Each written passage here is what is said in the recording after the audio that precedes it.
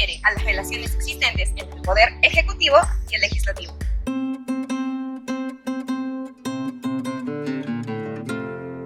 Bueno, hasta donde yo tengo entendido, el poder ejecutivo y el poder legislativo guardan una estrecha relación. Por un lado, el poder legislativo es el encargado de crear las leyes en el Perú, y por el otro lado, el poder ejecutivo es el encargado de administrar a una nación.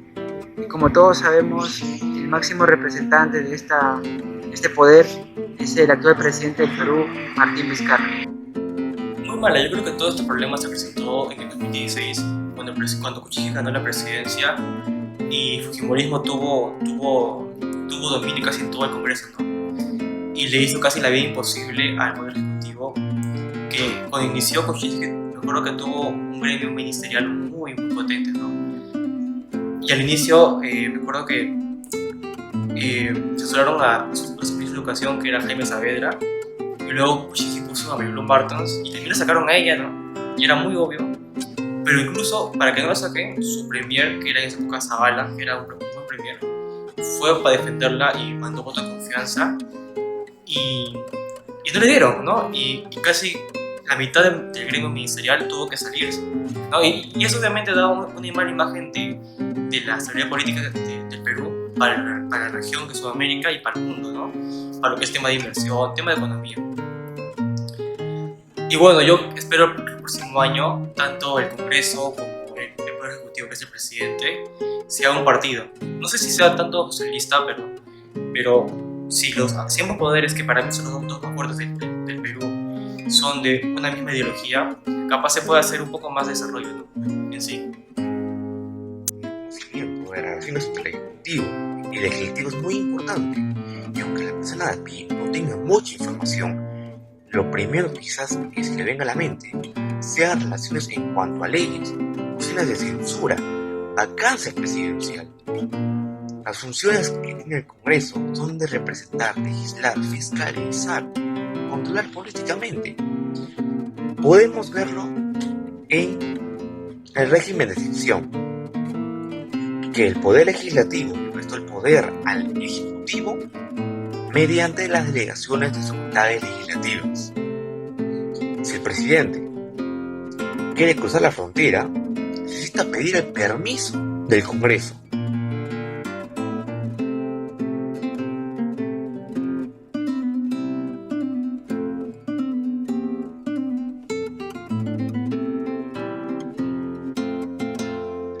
Origen de la división de poderes.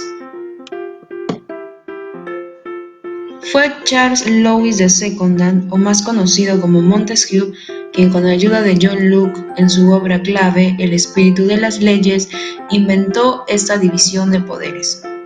Cabe resaltar que fue Aristóteles quien muchos años antes atisbó este pensamiento. El sistema político imperante de aquel entonces era el absolutismo monárquico, el cual se basaba en la arbitrariedad. Según la teoría de Montesquieu, el poder legislativo era elegido por el pueblo, y el parlamento podía elegir al poder ejecutivo y crear leyes que los jueces debían administrar y aplicar. Los poderes del Estado.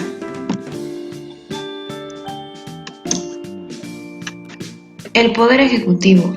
El Poder Ejecutivo es el encargado de administrar el Estado, y según si el régimen de gobierno del país es presidencialista o parlamentarista, es que se compone de diferentes organismos o personas.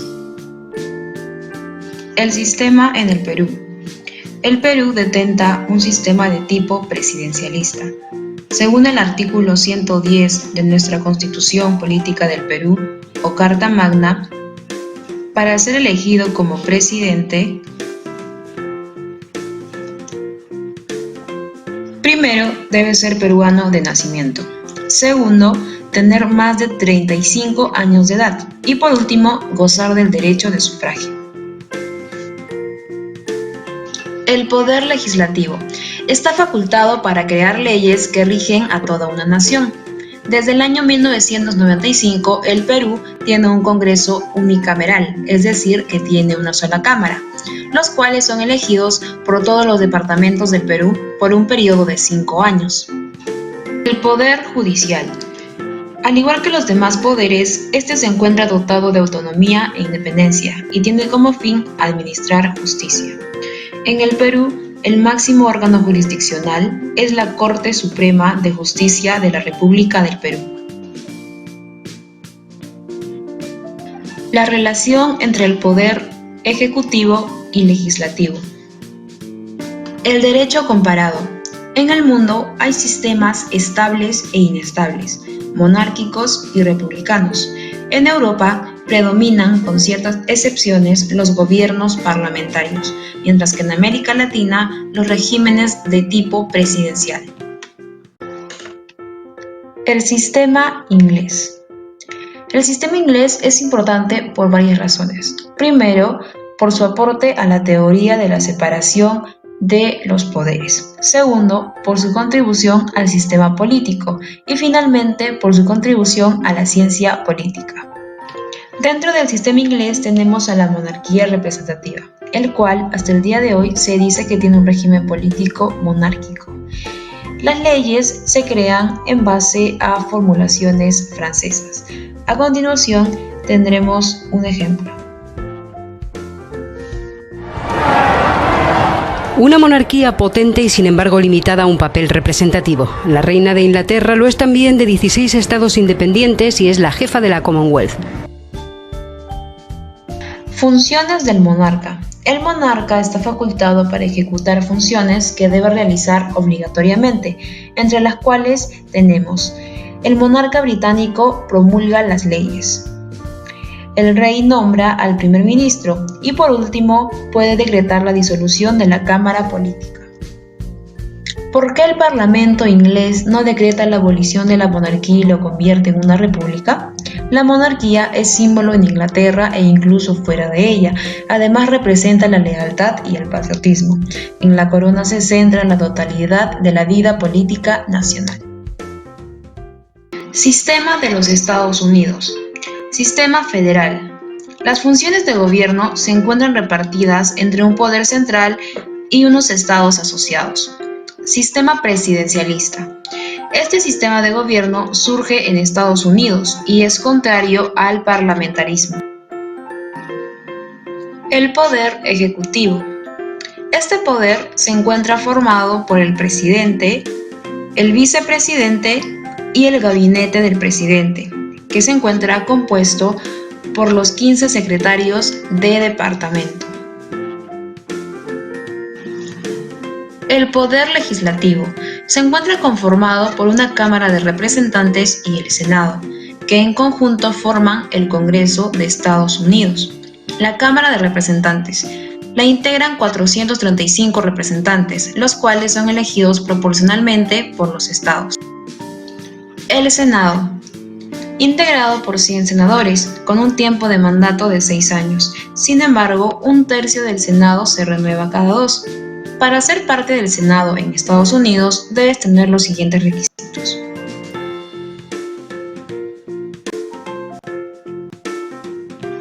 El sistema político en el Perú. El Poder Ejecutivo está conformado por el presidente y 2 vicepresidentes. Asimismo, también está conformado por el presidente del Consejo de Ministros y los ministros, mientras que el Poder Legislativo está conformado por el Congreso de la República, que tiene la función de legislar, representar y controlar. Hola, a continuación hablaremos sobre las relaciones de control político que existen entre el Poder Ejecutivo y Legislativo en el Perú. En el Perú, las relaciones entre el Poder Ejecutivo y Legislativo se encuentran reguladas en la Constitución Política de 1993, en el título 4 y capítulo 6, entre los artículos 130 y 136. Asimismo, las relaciones entre el Poder Ejecutivo y Legislativo no se limitan al título 4 y capítulo 6 de la Constitución Política del Perú, sino que abarcan más artículos de la Constitución, como ya lo veremos más adelante. La primera relación de control político que vamos a abordar es la juramentación presidencial, el cual es un acto ritual, formal y simbólico que tiene como protagonista al presidente de la República. Nuestra Carta Magna, en el artículo 116, señala que el presidente presta juramento el 28 de julio del año en que ha sido elegido, luego de un proceso democrático. La juramentación presidencial es llevada a cabo bajo la siguiente frase. A continuación, ponemos un ejemplo de la juramentación presidencial de Martín Vizcarra Cornejo. Yo, Martín Alberto Vizcarra Cornejo, juro por Dios y por la patria que ejerceré fielmente el cargo de presidente de la República que asumo de acuerdo con la Constitución Política del Perú. La siguiente evaluación es la investidura del Consejo de Ministros. Este último es definido por el presidente y su primer ministro, pero este proceso no llega a culminar si es que el Congreso no otorga la confianza a dicho gabinete. El artículo 130 de nuestra Constitución señala que, dentro de los primeros 30 días de haber asumido sus funciones, el presidente del Consejo y todo su gabinete debe acudir al Congreso para poder plantear cuestión de confianza. Dentro del reglamento del Congreso de la República, en el artículo 82, se señala que el gabinete ministerial debe acudir al Congreso para exponer y debatir la política general del gobierno, así como también debatir medidas que se desea tomar en la gestión. La siguiente evaluación son las autorizaciones de viaje al exterior que se le otorgan al presidente, que básicamente son permisos conferidos al presidente por parte del Congreso para que pueda ausentarse en el territorio nacional, con la finalidad de que represente al Perú en el extranjero. Esta evaluación también encuentra su fundamento en la Constitución, en el artículo 102 e inciso 9 sobre las atribuciones del Congreso, en el cual se señala que una de ellas es autorizar al presidente la salida del país. Seguidamente tenemos al control sobre la legislación delegada, es decir, los decretos legislativos. El Congreso, mediante una ley, puede delegar esta facultad al Poder Ejecutivo sobre determinadas materias que se necesiten resolver. El fundamento constitucional de esta relación se encuentra en el artículo 104, en el cual se señala que el Poder Legislativo, es decir, el Congreso, puede delegar la facultad de legislar al Poder Ejecutivo en materia específica y por plazos determinados en dicha ley. Ahora tenemos al control sobre decretos de urgencia. Los decretos de urgencia son normas que emite el Poder Ejecutivo en situaciones de crisis grave, ya sea de carácter financiero o económico, y que estos necesiten una respuesta inmediata. Podemos tomar a modo de ejemplo al decreto de urgencia número 026/2020, mediante el cual se tomaban medidas excepcionales y temporales que buscaban prevenir la propagación del COVID-19 en el territorio nacional. Los decretos de urgencia tienen ciertas características. Primero, tienen como requisito la presencia de una necesidad urgente en el país. Segundo, son atribución propia del Poder Ejecutivo. Y tercero, son provisionales y transitorias, ya que tienen vigencia hasta un posterior pronunciamiento por parte del Congreso. En el artículo 118, inciso 19 de la Constitución, encontramos algunas atribuciones del presidente de la República, entre las cuales están los decretos de urgencia, que pueden ser emitidos cuando así se requieran, debido a un interés nacional. Ahora que hemos hablado sobre decretos legislativos y decretos de urgencia, es necesario conocer cuáles son las diferencias que existen entre ambos. Los decretos legislativos son emitidos por delegación del Congreso y su materia y duración se encuentran condicionados en el mismo decreto. Por otro lado tenemos a los decretos de urgencia, que son emitidos por facultad del Poder Ejecutivo, se dan en tiempos de crisis y posteriormente son observados por el Congreso. Así también debemos mencionar que tanto los decretos legislativos como los decretos de urgencia deben ser publicados en el Diario Oficial del Peruano. A partir de dicha publicación es que entran en vigencia. La siguiente relación son las invitaciones a los ministros, que son llevadas a cabo mediante una solicitud de exposición planteada por parte del Congreso hacia un ministro, con la finalidad de recabar información. Dichas invitaciones pueden terminar culminando o derivándose en un control estricto.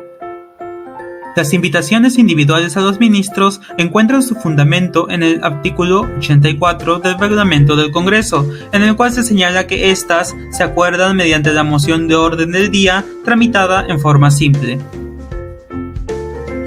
Asimismo, existen solicitudes exclusivas de información, que son mecanismos de vigilancia y control por parte del Congreso hacia los ministros. De esta manera se busca vigilar la responsabilidad en el manejo de los ministerios. La Constitución Política del Perú, en el artículo 96, menciona que cualquier representante del Congreso puede pedir a los ministros de Estado y en general a cualquier funcionario o servidor público los informes que el Congreso estime necesarios. La siguiente relación es la disolución del Congreso, la cual es una medida que el presidente de la República podría llegar a tomar si es que el Congreso niega la confianza a 2 de sus gabinetes ministeriales. Para poder tomar dicha decisión, el presidente de la República tiene que basarse en un artículo de la Constitución, el cual es el artículo 134, en el que se le da la facultad para poder disolver el Congreso. La disolución del Congreso normalmente es consecuencia de una crisis entre las relaciones que llegan a existir entre el Poder Ejecutivo y Legislativo. En el Perú se han llevado a cabo diversas disoluciones del Congreso, entre las cuales podemos destacar la realizada por Augusto B. Leguía durante el oncenio, también el autogolpe de Alberto Fujimori y la reciente disolución constitucional realizada por Martín Vizcarra Cornejo. La disolución del Congreso, llevada a cabo el 30 de septiembre de 2019, es distinta a las disoluciones del Congreso precedentes, ya que en esta última, el presidente no buscó quedarse en el poder ni ostentar como si sucedió con Fujimori y Leguía. La decisión tomada por Martín Vizcarra gozó de gran apoyo popular, ya que el 84% de los ciudadanos en el Perú apoyaron dicha medida. Asimismo, meses después, el Tribunal Constitucional sería quien ratifique la constitucionalidad de dicha medida. A continuación, detallaremos las siguientes formas de las relaciones de control político existentes en los poderes ejecutivo y legislativo en nuestro país. La estación de preguntas. Este es en realidad un mecanismo que tiene por objetivo mantener informada a la ciudadanía de las principales decisiones que afectan al gobierno. Pero, ¿en qué consiste? Consiste en que los ministros acuden periódicamente al Pleno del Congreso a responder un conjunto de preguntas previamente formuladas al Ejecutivo. Así, en el tercer párrafo del artículo 129 de la Constitución Política, se especifica: el presidente del Consejo o uno por lo menos de los ministros concurre periódicamente a las sesiones plenarias del Congreso para la estación de preguntas. Asimismo, el artículo 85 del Reglamento del Congreso manifiesta y especifica lo siguiente: la pregunta debe referirse a un solo hecho de carácter público y no de interés personal. El tenor de la pregunta no debe excederse a 1 minuto y asimismo la respuesta no debe excederse a 2 minutos por parte de los ministros. Cabe resaltar que las respuestas no respondidas en el plazo correspondiente por falta de tiempo son contestadas por escrito en un lapso no mayor a 4 días. Estas respuestas han de presentarse a la mesa directiva del Congreso. La siguiente forma de relación de control político refiere a la interpelación de los ministros. Este es en realidad el procedimiento de control más elaborado que tiene el Congreso para con el Ejecutivo. Y consiste en que los ministros o el presidente del Consejo de Ministros acuden al Pleno para brindar las explicaciones sobre las interrogantes planteadas por los parlamentarios. En el artículo 131 de nuestra Carta Magna se manifiesta que es obligatoria la concurrencia de los ministros o del Consejo de Ministros cuando el Congreso los llama para interpelarlos, además de que debe ser presentada por no menos del 15% del número legal de congresistas. Finalmente, en el artículo 83 del Reglamento del Congreso se manifiestan los requisitos y asimismo el procedimiento de interpelación de los miembros del Consejo de Ministros. La censura ministerial es en realidad un instrumento con que cuenta el Parlamento para hacer efectiva la responsabilidad política del gobierno, expresando su insatisfacción con la política de gobierno en general, y o su desacuerdo con la permanencia del titular en algún ministerio. El artículo 132 de nuestra Constitución Política manifiesta que la censura ministerial debe ser presentada por no menos del 25% del número legal de congresistas. Su aprobación requiere del voto de más de la mitad del número legal de miembros del Congreso y asimismo el Consejo de Ministros o el ministro censurado debe renunciar. El artículo 86 del Reglamento del Congreso refiere a la censura ministerial tanto como a la cuestión de confianza. En los acápites A y B se le da mayor énfasis a la censura ministerial, por lo cual los veremos a continuación. El acápite A, por su parte, manifiesta que la moción de censura la pueden plantear los congresistas, luego de la interpelación, de la concurrencia de los ministros para informar, o debido a su resistencia, para acudir en este último supuesto. A continuación, el mismo acápite refiere que su aprobación requiere del voto de más de la mitad del número legal de miembros del Congreso. Por su parte, en el acápite B, el Consejo de Ministros o ministros censurados deben renunciar. La siguiente operación es la cuestión de confianza, la cual refiere al pedido que hace el presidente del Consejo de Ministros o los ministros al Pleno del Congreso, luego de culminada su exposición o al inicio de la misma, con el fin de obtener una reiteración de confianza, comprometiendo su cargo a la aprobación. El mismo artículo 86, mencionado con anterioridad, en su acápite C, manifiesta que la cuestión de confianza solo se plantea por iniciativa ministerial y en sesión del Pleno del Congreso. Esta puede ser planteada por el presidente del Consejo de Ministros a nombre del Consejo en su conjunto, o cualquiera de los ministros. Finalmente, en los acápites D y E, se especifica que la mesa directiva rechazará de plano cualquier proposición de confianza presentada por congresistas, y asimismo, que si la cuestión de confianza es presentada por el presidente del Consejo de Ministros o a nombre del Consejo en su conjunto, y ésta le fuera rehusada, se producirá la crisis total del gabinete ministerial. Seguidamente tenemos a las comisiones de investigación. Estas refieren a la potestad que tiene el Congreso para investigar, realizar indagaciones y asimismo recopilar todo tipo de información referida a algún asunto de interés público. Estas comisiones de investigación son importantes porque orientan a frenar excesos, arbitrariedades o irregularidades en el ejercicio de la función pública, sobre todo los derivados del manejo de los fondos públicos, atribución que corresponde fundamentalmente al Ejecutivo. El artículo 88 del Reglamento del Congreso manifiesta que estas comisiones pueden solicitar que el citado sea conducido por la fuerza pública o que se autorice el allanamiento de los domicilios y locales.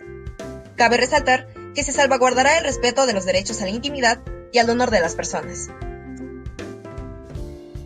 Por último, tenemos a las relaciones de control en la elección, ratificación y designación de funcionarios, las cuales refieren a la intervención que tienen los poderes legislativo y ejecutivo, según sea el caso con respecto a la elección, designación o ratificación de funcionarios, como su mismo nombre lo menciona. La gran mayoría de estas acciones las efectúan el Poder Legislativo, en la medida en que el Congreso es el depositario de la representación de la nación. A continuación, veremos los casos más notorios. Como por ejemplo, la elección del Defensor del Pueblo, quien es elegido y removido por el Congreso. Por su parte, la elección de los miembros del Tribunal Constitucional recae también en el Congreso de la República. Con respecto a la designación del Contralor General de la República, este es designado por el Congreso a propuesta del Poder Ejecutivo. La ratificación del presidente del Banco Central de Reserva. En esta operación, el Poder Ejecutivo designa a 4 miembros del directorio, entre ellos al presidente. El Congreso ratifica a este y elige a los 3 restantes.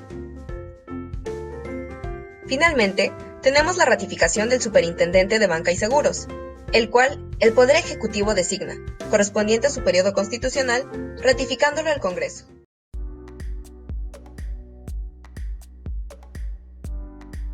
Primero, disolver temporalmente el Congreso de la República hasta la aprobación de una nueva estructura orgánica del Poder Legislativo. He decidido disolver constitucionalmente el Congreso y llamar a elecciones de congresistas de la República.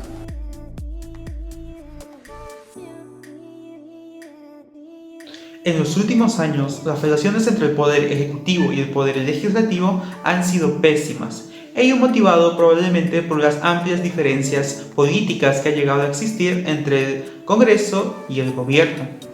Es importante señalar que esta crisis entre ambos poderes del Estado ha generado una gran inestabilidad política dentro del país y ha traído consecuencias como por ejemplo la reciente disolución del Congreso de la República en el 30 de septiembre del año 2019.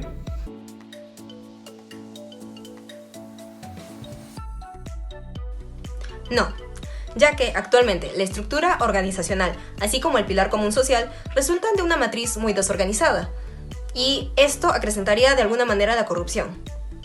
Pero es posible que a largo plazo, tras la implementación de un buen capital humano, sí se podría dar, así como lo gozan algunos de los países más desarrollados.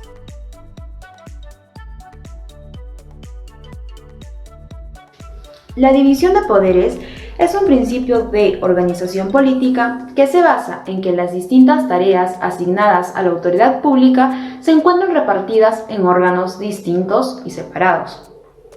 En nuestro sistema político tenemos tres poderes: el poder legislativo, el poder ejecutivo y el poder judicial.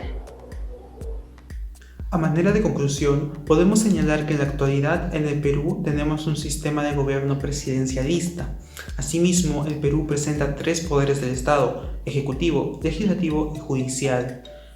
En esta exposición hemos abordado dos de ellos y sus respectivas relaciones, el poder ejecutivo y el poder legislativo. Dichas relaciones se encuentran reguladas y normadas en la Constitución Política de 1993 o en todo caso en el Reglamento del Congreso de la República. Asimismo, entre las relaciones que hemos analizado, una de ellas es la juramentación presidencial, que se lleva a cabo en el hemiciclo del Congreso. Este acto, de alguna manera podemos decir que es un acto de legitimidad hacia el presidente, debido a que el presidente presta juramento frente a los representantes de cada región que integra nuestro país, asimismo frente a otros mandatarios o representantes políticos de gran relevancia en el Perú. Otra de las materias tocadas en esta exposición han sido los decretos legislativos y los decretos de urgencia. Si bien los decretos legislativos son una facultad que el Congreso le delega al presidente, al final estos son observados por el Congreso. Asimismo tenemos a los decretos de urgencia, que son facultades del presidente que se dan en tiempos de crisis, por ejemplo los que se dan en la actualidad, motivados por la pandemia. Estos decretos de urgencia al final también son observados por el Congreso. Finalmente, señalar que de no haber una adecuada relación entre ambos poderes, lo único que se genera es una gran inestabilidad política en el país que de alguna manera frena el desarrollo del mismo. Tanto la estación de preguntas, la interpelación de los ministros, la censura ministerial y asimismo la cuestión de confianza son mecanismos que han sido creados con el objetivo de que el poder legislativo pueda cerciorarse del buen desempeño de las funciones del poder ejecutivo, pero que en los últimos años esto no se ha observado, ya que el poder legislativo los usa para poder limitar los poderes del ejecutivo.